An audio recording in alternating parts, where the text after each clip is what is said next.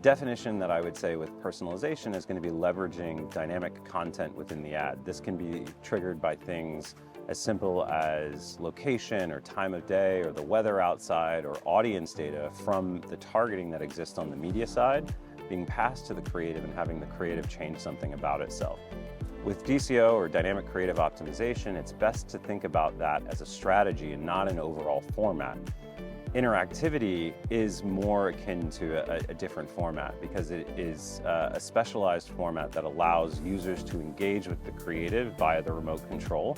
That can be things like pressing the OK button, thumbing left to right, swiping through images and galleries of additional video assets, and also value exchange type creative, so a QR code within the format itself.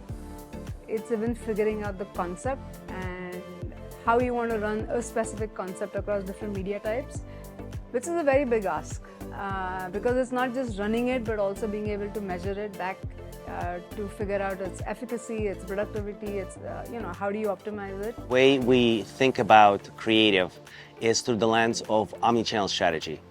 Our goal is try to find our consumers across multiple different channels, and of course there needs to be a different application of a message depending on the channel we're in, whether it's mobile, whether it's digital out of home, whether it's a video. The nativity of the creative really matters. So the personalization overlapped with native environment where creative is served is really important to us, and that's what we tend to use.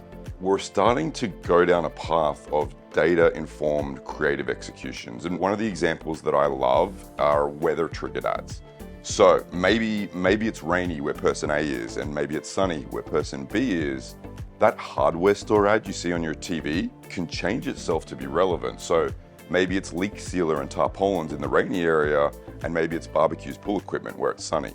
We've started our journey down this path, and I think we're going to see some really interesting innovations in data-powered creative over the next year or so. Leveraging algorithms, the machine can work faster, more real time, and more systematically. So this is something that it is pretty cool. So leveraging like dynamic content optimization tools, for example. The other thing is testing new data points. Once again, if you're able to blend more and more data sources from different angles, you can see better the full picture of what you're measuring, especially on the content. And don't forget, content is not only imagery, it's also the text, it's also the sequential, right? All the touch points once again. So all of this provide me the ability to go really deep into the granular level data, which they tend to be more actionable. It's comparing it to static imaging. So personalized messages compared to static is how we measure the difference.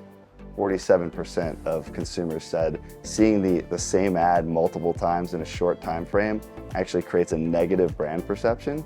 So one of the solutions that we've built out is sequencing. So you can have multiple iterations of a creative and make sure they serve and give variety to consumers. This year we wanted to come out with some things in CTV that open up the opportunity for creative on the largest screen in the home.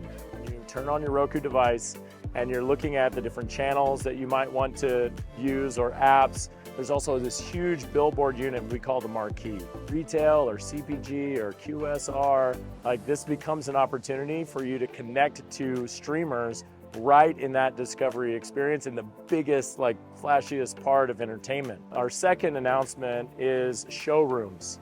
So I might tap on an ad in this display experience, or tap on an ad can send me into a showroom, which is like a landing page that takes over the entire television. The first experience of that will certainly be with auto. So auto companies showing the latest and greatest of the new models that are coming out. What does it look like to explore that in television? We want to be much more creative and allow people to dig in and learn about all of the different features and colors and wheels and everything that might be interesting about these auto products.